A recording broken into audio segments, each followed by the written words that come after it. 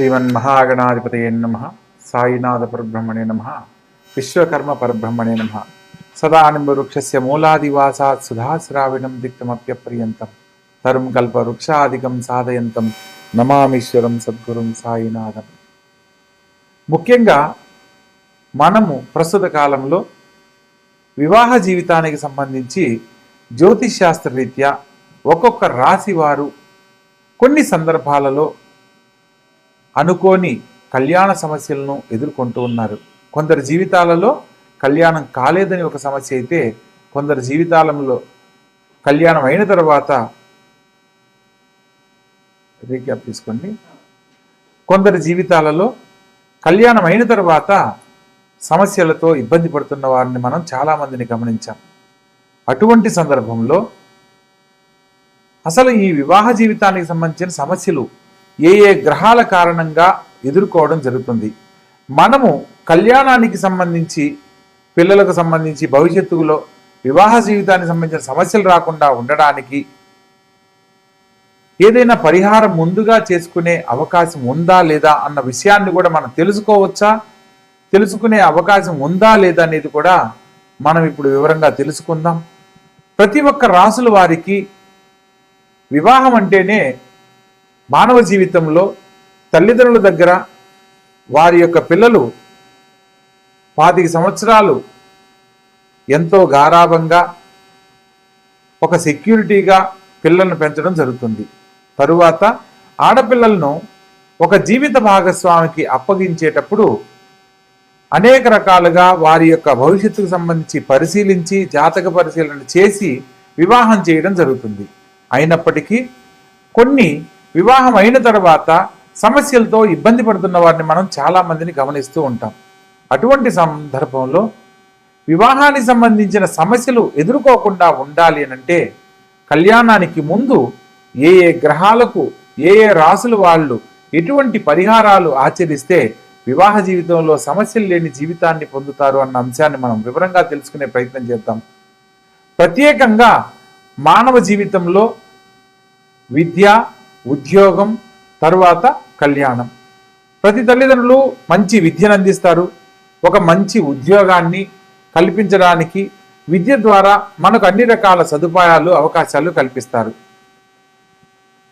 విద్యా ఉద్యోగంతో పాటు వివాహం అయిన తర్వాత వారికంటూ ఒక కుటుంబం జీవితం ఏర్పడుతుంది. కాబట్టి ఆ వివాహ జీవితానికి సంబంధించి ఎటువంటి జాగ్రత్తలు తీసుకోవాలి, కళ్యాణానికి సంబంధించిన విషయాలలో మనం ఏ ఏ పరిశీలనలో సమస్యలు లేని జీవితాన్ని పొందుతారు అన్న అంశాన్ని తెలుసుకునే ప్రయత్నం చేద్దాం.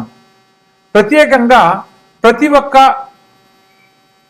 కళ్యాణానికి సంబంధించి ప్రతి ఒక్కరి జీవితంలో వివాహానికి సంబంధించి వధూవర పొంతనలు పరిశీలించేటప్పుడు వధూవర గణనమేళ చక్రం అని ఒకదాన్ని పరిశీలించి దాంట్లో అష్టకూట వర్గం అంటారు.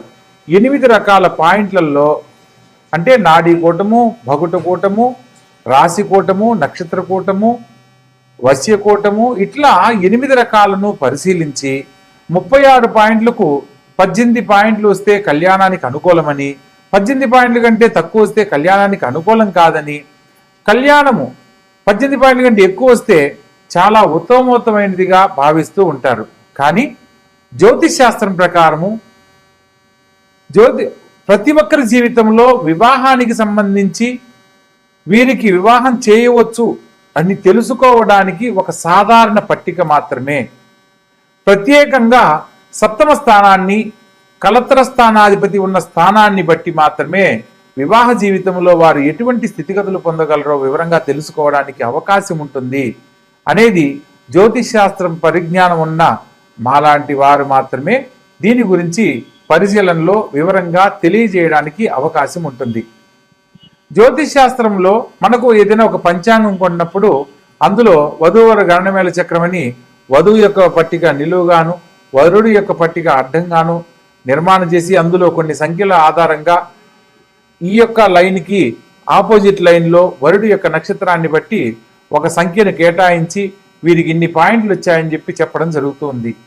కేవలం పాయింట్లతోనే వివాహ జీవితాన్ని నిర్ణయించకూడదు అన్న సత్యాన్ని తెలుసుకొని వివాహానికి సంబంధించి వారి ఇరువురి జాతకాలలో సమస్యలు లేని జీవితాన్ని అందించాలి అని అంటే ఏదైనా జాతకంలో దోషాలు ఉన్నప్పుడు దోషాలను ప్రత్యేకంగా వాటి యొక్క పరిహారాలను ముందుగా తెలియజేసి ఆ తర్వాత వివాహం చేయడం వల్ల సమస్యలు ఉండవు అనేది తెలుసుకోవాలి. ప్రత్యేకంగా మనం ఇన్ని రకాలుగా చెప్తున్నాం, పాయింట్లను బట్టి పరిశీలన చేస్తాం. అదేవిధంగా జ్యోతిష్ శాస్త్రంలో జాతక చక్రాన్ని బట్టి పరిశీలన చేస్తాం. కానీ మరొక తెలుసుకోవాల్సిన విషయం ఏంటంటే ఎప్పుడైతే ఆడపిల్ల మెచ్యూర్ అవుతుందో పుష్పవతి అయిన తర్వాత ఆ రోజు ఉన్న నక్షత్రము చేసుకునే భర్త నక్షత్రం ఒకటి కాకూడదు. ఇది జ్యోతిష్ శాస్త్రంలో సప్తమ స్థానాన్ని బట్టి మనం చెప్పడానికి లేదు. అదే వధూవరుల గణనవేల చక్రాన్ని బట్టి చెప్పడానికి లేదు. మనం ఎన్ని రకాలుగా చూసినప్పటికీ కూడా ఈ యొక్క విధానంలో కూడా అమ్మాయి యొక్క మెచ్యూర్ అయిన రోజున్న నక్షత్రము చేసుకునే భర్త నక్షత్రం ఒకటి కాకూడదు. అలా ఉన్నప్పుడు మాత్రమే వివాహం చేయాలి. అదేవిధంగా జన్మలగ్నానికి ఆ అబ్బాయి కానీ అమ్మాయి కానీ పుట్టిన జన్మలగ్నానికి అష్టమ లగ్నం అనేది వివాహానికి పనికిరాదు అన్న అంశాన్ని తెలుసుకొని వివాహం చేయాలి. ఊరికినే ఏదో పాయింట్లను చూసేసి వీళ్ళిద్దరికి కళ్యాణం సెట్ అయింది, అమ్మాయి నక్షత్రానికి అబ్బాయి నక్షత్రం సెట్ అయింది అనేది సరైన పద్ధతి కాదు. ఒక 100 ఏళ్ల జీవితాన్ని పిల్లలకు అందిస్తున్నాము అని అంటే దానికి విశేషమైన పరిశీలనలో మాత్రమే ఖచ్చితంగా వారికి అటువంటి వైవాహిక జీవితాన్ని అందించగలుగుతున్నాం. పూర్వకాలంలో కుటుంబంలో జాతకాల రీత్యా ఒక పెద్దవాళ్ళు అటు 7 తరాలు ఇటు 7 తరాలు వాళ్ళ యొక్క వంశాంకురాన్ని పరిశీలన చేసి ఆ ఇంటి పిల్లను కళ్ళు మూసుకొని వివాహం చేసుకొని సుఖ సంతోషాలతో జీవించిన వాళ్ళు ఉన్నారు. ప్రస్తుత కాలంలో 36 పాయింట్లకి 33 పాయింట్లు వచ్చి 3వ రోజు విడిపోయిన వాళ్ళు ఉన్నారు. మా అమ్మాయికి జాతక చక్రం చూసామండి, 36 పాయింట్లకి 33 పాయింట్లు వచ్చాయి, చాలా అద్భుతమైన సంబంధం అని చెప్పి అంటారు. కానీ కరెక్ట్గా ఒక నెల గడిచేసరికి ఏమిటోనండి మంచి సంబంధం అని చెప్పి చేశాము, అబ్బాయి మంచివాడు కాదు, అబ్బాయి వాళ్ళ కుటుంబం మంచిది కాదు, అబ్బాయి వాళ్ళ తల్లిదండ్రులు మంచిది కాదు అని వెంటనే ఇలా మాట్లాడుతూ ఉంటారు. కొందరు తల్లిదండ్రులు అయితే ఎన్ని సంబంధాలు చూసినా పిల్లలకు కుదరట్లేదని సిద్ధాంతం తెలిసిన వారి దగ్గరికి వచ్చి, గురువుగారు ఎలాగైనా మా అమ్మాయికి చాలా అంటే 1.5 సంవత్సరం తర్వాత ఈ సంబంధం వచ్చింది, ఎలాగైనా మీరు ఓకే చేయండి, మా అమ్మాయికి పెళ్లి చేయాలనుకుంటున్నాము అని చెప్పి అంటారు. ఇక్కడ వీళ్ళు తీసుకునే తొందరపాటు నిర్ణయాల వల్ల వాళ్ళకేదో అవమానం జరుగుతుందనో, పెళ్లికి పోయినా మీ అమ్మాయికి ఇంకా పెళ్లి కాలేదని ఎదుటి వాళ్ళు ఎవరు అడుగుతున్నారని కనుక ఆడపిల్లకు పెళ్లి చేస్తే ఆ పాప సమస్యలతో ఇబ్బందికరమైన జీవితాన్నే పొందుతుంది. ఎందుకంటే అక్కడ ఏదో ఒకటి కాదు సంబంధం చేయాల్సింది. ఆ అమ్మాయికి ఒక 100 ఏళ్ల జీవితాన్ని ఇస్తున్నామనంటే 1-10 సార్లు ఆలోచించి చెయ్యాలి. ఇక్కడ తొందరపాటు నిర్ణయాల వల్ల కొందరి జీవితాల్లో సమస్యలు ఎదుర్కొంటుంటే మరికొందరి జీవితాలలో వివాహానికి సంబంధించి ఈ యొక్క వధూవరుడి గణనవేల చక్రాన్ని చూసి మా అమ్మాయికి ఈ సంబంధం ఓకే అవుతుందండి, చాలా బాగుంది, అబ్బాయి వాళ్ళ కుటుంబం చాలా బాగుంది అని చెప్పి చేసేసి తర్వాత ఇబ్బంది పడుతున్న వాళ్ళని మనం గమనిస్తూ ఉంటాం. ఇక ఇటువంటి సమస్యలు రాకుండా ఉండడానికి ప్రతి ఒక్కరూ కూడా ఈ యొక్క వీడియో ద్వారా కొన్ని విషయాలు ఒక్కొక్క రాశుల వారిగా తెలుసుకునే అవకాశాన్ని కల్పించాలనే సంకల్పంతో ఈ యొక్క వీడియో చేయడం జరుగుతుంది. ప్రతి ఒక్కరూ ఈ యొక్క వీడియోని చివరి వరకు చూడండి, మరిన్ని వివరాలు తెలుసుకోండి. మీకు ఏదన్నా సందేహాలు ఉంటే కామెంట్ రూపంలో తెలియజేయండి, వాటి మీద కూడా మరిన్ని వీడియోలు చేయడం జరుగుతుంది. ప్రతి ఒక్కరి జీవితంలో ఆనందకరమైన జీవితాన్ని వివాహ జీవితం ద్వారా అందించాలనే మా యొక్క ఈ ప్రయత్నంలో చూసిన ప్రతి ఒక్కరూ కూడా దీన్ని తెలుసుకొని మరికొందరికి తెలియజేసే ప్రయత్నం చేయండి. ఇక ఒక్కొక్క రాశుల వారిగా మనం వివరంగా తెలుసుకుందాం.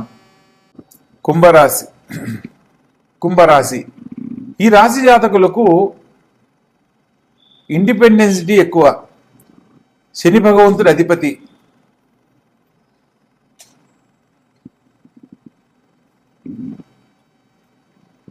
కుంభరాశి ఈ యొక్క కుంభరాశి జాతకులకు ఇండిపెండెంట్గా ఉండడం చాలా ఇష్టము. ప్రత్యేకంగా ఇంటెలెక్చువల్ అంటారు, ఖచ్చితంగా మాట్లాడే స్వభావం కలిగి ఉంటారు. వీరితో ఎంత నీతి నిజాయితీగా ఉంటారో వారి యొక్క జీవిత భాగస్వామితో అంత అన్యోన్యతతో ఉండడానికి అవకాశం ఉంటుంది. ఎక్కడైతే వీరి యొక్క ఇండిపెండెన్సీకి ఇబ్బంది కలిగినా వీరిని తక్కువ చేసి మాట్లాడినా, అది భర్త కావచ్చు, భార్య కావచ్చు, వారు తీసుకునే ఖచ్చితమైన నిర్ణయాలు ఎటువంటి నిర్ణయం తీసుకోవడానికి కూడా వెనకాడని పరిస్థితులు ఎక్కువగా ఉంటాయి. సప్తమ స్థానంలో రవి మహర్దశ అంటూ సూర్య భగవంతుడికి సంబంధించిన సింహరాశి సప్తమాధిపతి అవుతారు. సూర్య భగవంతుడికి సంబంధించి రవిగ్రహ సంచారాన్ని బట్టి కూడా దాంపత్య జీవితంలో కొన్ని సమస్యలు ఏర్పడతాయి. ప్రత్యేకంగా శుక్రుడు 5, 7, 12 స్థానాల్లో జీవిత భాగస్వామితో కొన్ని సందర్భాలలో అసహనాన్ని వ్యక్తపరిచేలా పరిస్థితులు ఎదురవుతాయి. రాహుకేతువులతో గనక ఈ యొక్క శుక్రుడు కలిసినప్పుడు ఇతరులతో పరిచయాలు, కొన్ని సందర్భాలలో మానసిక శారీరక సంబంధాలు ఏర్పడే అవకాశం ఏర్పడుతుంది. కుజగ్రహానికి సంబంధించి దాంపత్య జీవితంలో కలహాలు ఏర్పడే అవకాశం ఉంటుంది. ఖచ్చితంగా మాట్లాడే స్వభావం వల్ల నన్ను ఎంత మాట్లాడినా, నేను ఈ కుటుంబం కోసం ఎన్ని చేసినా నన్ను అర్థం చేసుకోవట్లేదు అనే భావంతో ఈ రాశి వాళ్ళు ఎక్కువగా ఉండడం జరుగుతుంది. అందుకు ప్రధానమైన కారణం సప్తమ స్థానంలో కుజగ్రహ సంచారం అని చెప్పవచ్చు. ప్రత్యేకంగా రాహువు గనక 5, 7, 12 స్థానాల్లో సంచరిస్తున్నట్లయితే దాంపత్య జీవితంలో అన్యోన్యత తక్కువై ఇతరులతో పరిచయాలు ఎక్కువయ్యేందుకు అవకాశం ఉంటుంది. రాహువుతో శుక్రుడు గాని చంద్రుడు అంతర్భుక్తి గాని జరిగేటప్పుడు తాత్కాలిక ఆనందాలకు ఇతరులతో దగ్గరయ్యే అవకాశాలు ఏర్పడతాయి.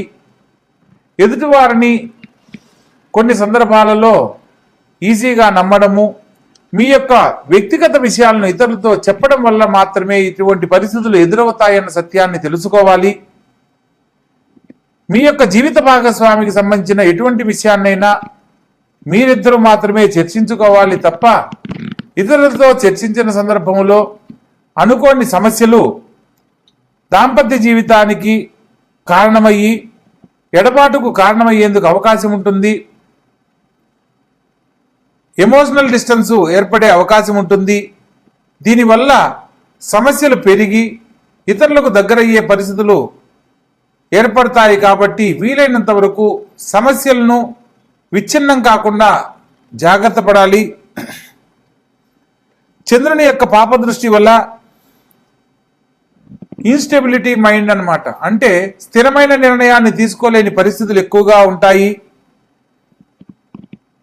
జీవిత భాగస్వామితో అన్యోన్యత తగ్గినప్పుడు ఎమోషనల్ సపోర్ట్ కోసం ఇతరులకు దగ్గరైనట్టు నటించే ప్రక్రియలో ఖచ్చితంగా ఎదుటి వాళ్లకు దగ్గరయ్యే పరిస్థితులు మిమ్మల్ని లోబడేలా చేస్తాయి. శని భగవంతునికి సంబంధించిన పరిహారాలకై ఓం శం శనైశ్చరాయ నమః అనే మంత్రాన్ని గాని, శుక్రగ్రహానికి సంబంధించి శ్వేతవర్ణంలో ఉన్న పూలు మరియు పాలు మరియు పంచదార ఈ మూడింటిని శుక్రవారం నాడు అమ్మవారి ఆలయంలో సమర్పించి ప్రసాదంగా గనక తీసుకొని మనసులో ఉన్న కోరిక గనక చెప్పుకున్నట్లయితే దాంపత్య జీవితంలో ఉన్న సమస్యలు తొలగిపోతాయి. అన్యోన్య దాంపత్యం ఏర్పడుతుంది. వివాహం కాని వారికి వివాహ జీవితంలో శుభవార్తలు వినే అవకాశం లభిస్తుంది. ప్రత్యేకంగా వీరి యొక్క మెంటల్ పీసు కరెక్ట్గా ఉండడానికి మెడిటేషన్ లాంటివి లేదా ప్రతినిత్యము దేవతారాధన చేసే ప్రక్రియను అవలంబించడము, ఎమోషనల్ బ్యాలెన్స్ కోసం కులదేవత దర్శనం చేయడము లాంటివి జరుపుతూ ఉండాలి.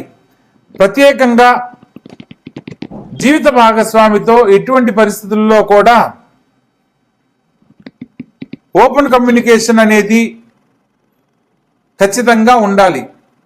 అలా ఖచ్చితంగా ఉన్నప్పుడు మాత్రమే దాంపత్య జీవితంలో సమస్యలు లేని జీవితాన్ని పొందుతారు. కాబట్టి శని భగవంతుణ్ణి కుజగ్రహానికి సంబంధించిన పరిహారాలు ఆచరిస్తూ మరియు సూర్యభగవంతుని యొక్క పరిహారాలు ఆచరిస్తూ, రవిపుత్రం యమాగ్రజం అంటారు, సూర్యదేవుని కుమారుడు శని భగవంతుడు కాబట్టి సూర్య భగవంతుని ఆరాధించడం వల్ల దాంపత్య జీవితంలో ఉన్న కలహాలు తొలగిపోవడానికి కారణమవుతుంది. ప్రత్యేకంగా చంద్రుడు మానసిక స్థితికి అధిష్టాన దేవుడు కాబట్టి చంద్రగ్రహ ఆరాధన లేదా ప్రత్యేకంగా ఈశ్వర ఆరాధన, ఈశ్వరుని ఆవు పాలతో అభిషేకించడం లాంటివి తప్పనిసరిగా ఆచరించాలి. అలా ఆచరించడం వల్ల అన్యోన్య దాంపత్యం ఏర్పడుతుంది. వివాహ జీవితంలో ఆనందకరమైన జీవితాన్ని పొందడానికి అవకాశాలు కల్పించబడతాయి. శుభం భూయాత్.